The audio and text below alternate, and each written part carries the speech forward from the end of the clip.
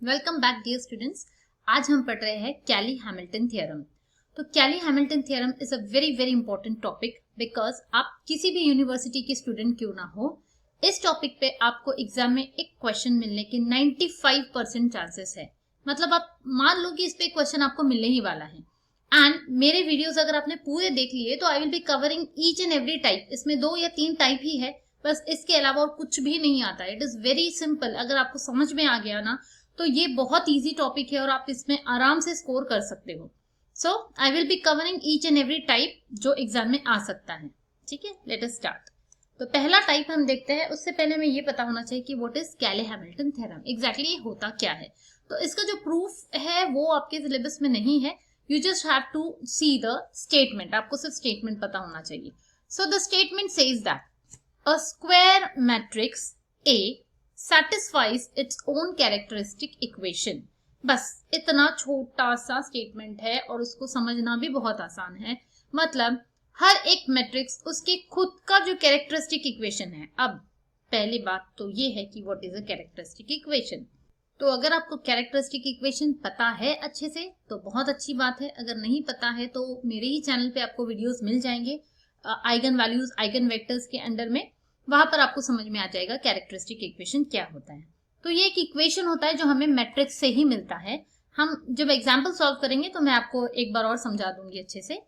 तो वो जो इक्वेशन हमें मिलेगा that will be satisfied by that this particular matrix. ठीक है, जब एग्जाम्पल करेंगे ना तब आसानी से समझ जाएगा। Let us move on directly to the example कि कैली हैमिल्टन थ्योरम एग्जैक्टली होता क्या है। तो let us see the first example and this is again important from exam point of view. मैं जितने भी एग्जाम्पल्स करवाने वाली हूँ इस चैनल पर, आप सारे अगर प्रैक्टिस कर लोगे तो आपका पूरा प्रिपरेशन हो जाएगा। ज्यादा से ज्यादा होता क्या है बच्चों, ये सिर्फ नंबर्स ही तो चेंज हो जाएंगे, पैटर्न तो वही होगा, है ना। सिर्फ नंबर चेंज हो गए मैट्रिक्स के। So let us start. पहला क्वेश्चन है verify Cayley Hamilton theorem for the matrix this. कोई मैट्रिक्स दिया हुआ है 2x2 and find its inverse. Inverse निकालना है, मतलब आपको क्या निकालना है, ए इनवर्स निकालना है, राइट। मैट्रिक्स ए दिया हुआ, ए इनवर्स आपको फाइंड करना है। Also express this this this this, ये कुछ छोटा सा इक्वेशन दिया हुआ है या पॉलिनोमियल दिया हुआ है as a linear polynomial in A. तो ये इसलिए हम बाद में आते हैं ये चीज क्या है। पहले हम देखते हैं कि how do we verify Cayley Hamilton theorem. Cayley Hamilton verify करना है मतलब हमें ये दिखाना है कि जो भी इसका कैरेक्टरिस्टिक इक्वेशन होगा, किसका, मैट्रिक्स का, हर एक मैट्रिक्स का एक कैरेक्टरिस्टिक इक्वेशन होता है। तो इसका जो कैरेक्टरिस्टिक इक्वेशन होगा वो खुद मैट्रिक्स सेटिस्फाई करेगा। Let us see how to do it. Okay, पहले हम निकालते हैं कैरेक्टरिस्टिक इक्वेशन। तो किसी का भी कैरेक्टरिस्टिक, कोई मैट्रिक्स का कैरेक्टरिस्टिक इक्वेशन कैसे निकाला जाता है, उसका फॉर्मूला है determinant of A minus lambda I. तो हमें क्या निकालना है, determinant of A minus lambda I.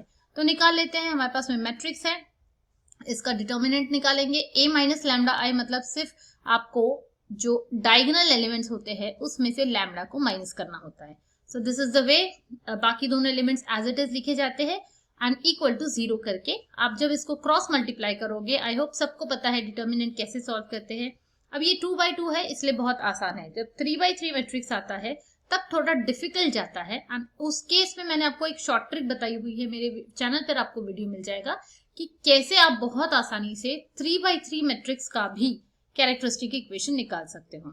Then वापस आते हैं इसके ऊपर में, आपने क्रॉस मल्टीप्लाई किया, आपको ये इक्वेशन मिल गया। अब ये मिला हमें कैरेक्टरिस्टिक इक्वेशन। ये क्या है, this is the characteristic equation. अब हमें करना क्या है, वेरीफाई करना है कैली हैमिल्टन थ्योरम। मतलब इस इक्वेशन में अगर मैंने लैम्डा की जगह ए पुट कर दिया तो भी मुझे इक्वल टू 0 मिलना चाहिए। अगर ऐसा हो गया तो हम बोलेंगे Cayley Hamilton theorem is verified. वही तो बोलता है कैली हैमिल्टन थ्योरम कि A must satisfy its own characteristic equation. उसका जो भी कैरेक्टरिस्टिक इक्वेशन होगा वो मैट्रिक्स खुद उसको सेटिस्फाई करेगा। And you all know satisfy करना मतलब जब वैल्यूज में पुट करते हैं तो आंसर 0 आना चाहिए। तो लेट अस सी इक्वेशन 1 में अगर हमने ये प्रूफ करना है कि इट मस्ट सेटिस्फाई, मतलब हमें क्या प्रूफ करना है, हमें ये प्रूफ करना है लैम्डा की जगह ए पुट करते हैं तो A square minus 4a minus 5। अब 5 न लिखते हुए, क्योंकि हम ये सारे मैट्रिक्स की बात कर रहे हैं यहाँ पर, तो हम 5 की जगह लिख देंगे 5i इक्वल टू 0, जहां पर i is the identity matrix. ठीक है, आई एक आइडेंटिटी मैट्रिक्स है। क्योंकि ये सारे नंबर्स नहीं है, ये सारे मैट्रिसेस की बात हो रही है, इसलिए 5 के बदले हम 5i लिखेंगे। तो हमें ये दिखाना है, ये भी प्रूव नहीं हुआ है, this equal to 0, we have to prove this. तो let us consider the left hand side. चलो करते हैं सॉल्व। नाउ कंसीडर दिस, इसकी वैल्यू निकालते हैं। तो ए स्क्वायर मतलब matrix A into matrix A, ये आपके पास ऑलरेडी है। Then -4 into A matrix, and जैसे मैंने बताया था आई मतलब आइडेंटिटी मैट्रिक्स, एंड जो भी चल रहा है अगर 2x2 मैट्रिक्स है तो 2x2 आइडेंटिटी लेंगे, 3x3 रहेगा तो 3x3 लेंगे। तो इसको जब आप सॉल्व करोगे, I hope you all know, ये आप ऑलरेडी 11th स्टैंडर्ड में पढ़ चुके हो कि इसको मल्टीप्लाई कैसे करते हैं। First row first column, then first row second column, उस हिसाब से आपको ये एलिमेंट्स मिलते हैं यहाँ के।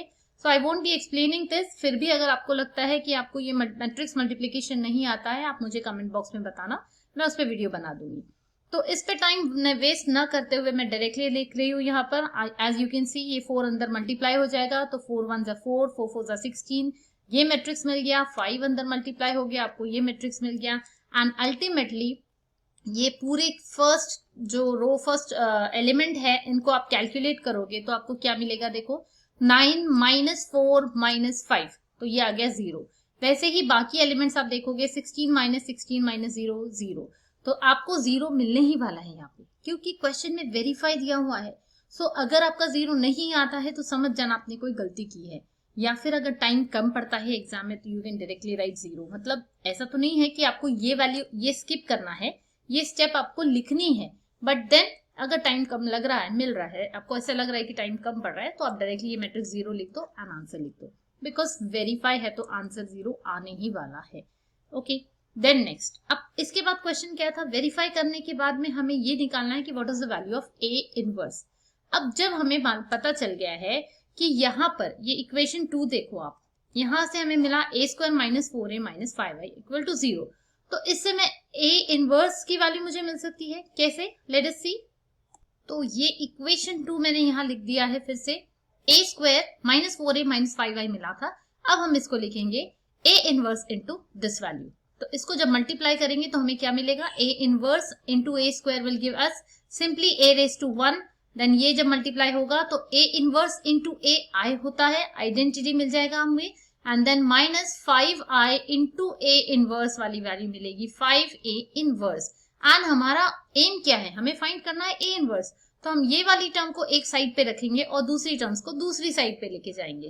दैट मीन्स 5a इनवर्स हमें मिल जाएगा a -4i, एंड इससे हमें मिल गया a inverse is equal to 1/5 into a -4i। Is it clear? अब क्या करना है, सिंपली a की वैल्यू डालनी है यहाँ पर, दैट मीन्स 1/5, बड़ा ब्रैकेट बनाएंगे, मैट्रिक्स a लिखेंगे यहाँ पे जो है 1 4 2 3 -4 इंटू आइडेंटिटी मैट्रिक्स में डायरेक्टली लिख देती हूँ यहाँ पे 4 0 0 4, एंड बस ये जो भी वैल्यू आएगी that will be the answer of a inverse. Let us see what is the answer is. So we will be getting, this is 1 -4, you will get -3, 4 -0, you will get 4, 2 -0, you'll get 2, and 3 -4 will be -1. So this is your final answer for A inverse. ठीक है, 2 part हो गए हैं, हमें क्या क्या निकालना था, कैली हैमिल्टन थ्योरम वेरीफाई करना था एंड A इनवर्स निकालना था। अब तीसरे पार्ट पे आते हैं। तो तीसरा पार्ट क्या है, हमें क्या फाइंड करना है, we have to express this thing, ये जो दिया हुआ है बड़ा सा polynomial, as a linear polynomial in A. Linear polynomial मतलब उसकी डिग्री क्या होनी चाहिए, 1 होनी चाहिए, ए की हाईएस्ट डिग्री 1 होनी चाहिए, साथ में कोई कांस्टेंट आएगा तो चल जाएगा, बट उसकी डिग्री जो है वो 1 हाईएस्ट होनी चाहिए। मतलब इसको हमें किसी तरीके से रिड्यूस करना है। देन तो let us consider this particular equation. अगर मैं इसको कंसीडर करती हूँ तो देखो अच्छे से इसको सॉल्व कैसे करना है।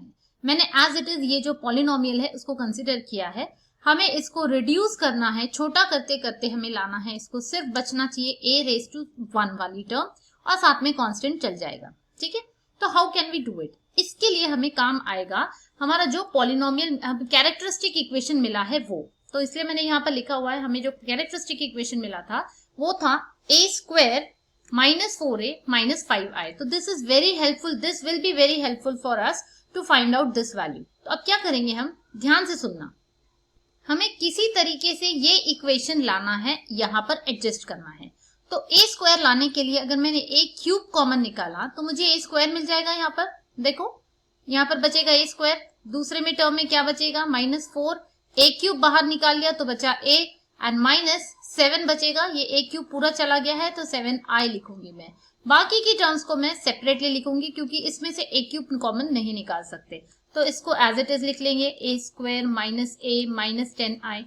अब क्या करना है हमें, यहाँ पर क्या मुझे ये कैरेक्टरिस्टिक इक्वेशन दिख रहा है एज इट इज? देखो, दो टर्म्स तो दिख रही है बट 5i चाहिए था और मुझे मिला है 7i, तो मैं इसमें एडजस्टमेंट करूंगी। I can write this as a square -4a -7i को क्या मैं -5i -2i लिख सकती हूँ। इसको ब्रेकअप करके बिल्कुल लिख सकती हूँ एंड ये टर्म एज इट इज लिखनी है यहाँ पर 11a स्क्वायर -a -10i।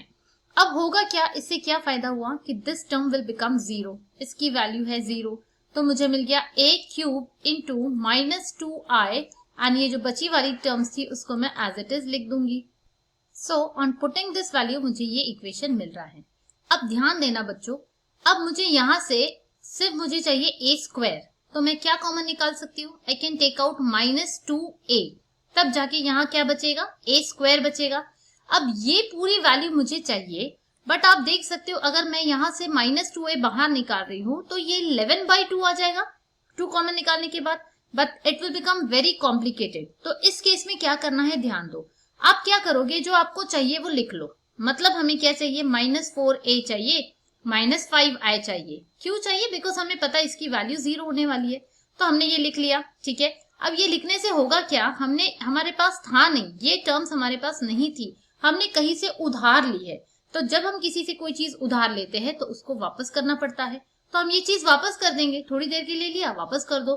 क्या उधार लिया था हमने, ये देखो, ये वैल्यू क्या थी, -2a इंटू -4a, मतलब हमने उधार क्या लिया है, 8a स्क्वायर। अब इसको वापस करेंगे, मतलब यहाँ लिख देंगे -8a square, as it is हो गया, जो लिया था वो वापस कर दिया। वैसे ही ये क्या उधार लिया था हमने, 10a, तो 10a को हम वापस कर देंगे, -10a। अब जो बची हुई टर्म्स थी, ये यहाँ से यहाँ तक, इसको हम एज इट इज लिख देंगे, दैट इज ये 11a स्क्वायर -a -10i आ गया यहाँ पर। ठीक है, एज इट इज लिख लिया है।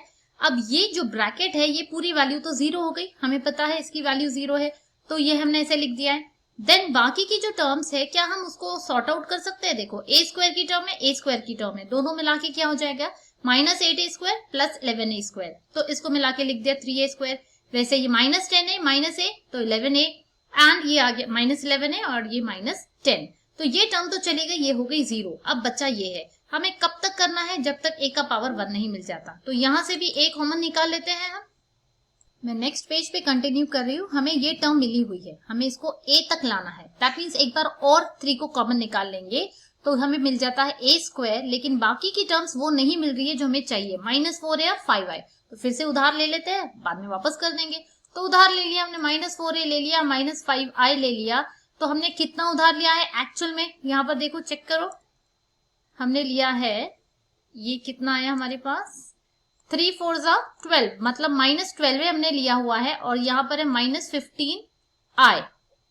यस, तो जो लिया है वो वापस कर देते हैं, 12a प्लस 12a आएगा, एंड देन एडजस्टमेंट के लिए -15 का आ जाएगा प्लस 15i, और ऑलरेडी हमारे पास जो टर्म्स बची हुई थी, दैट इज दिस वन, वो आ जाएगी -11a -10i।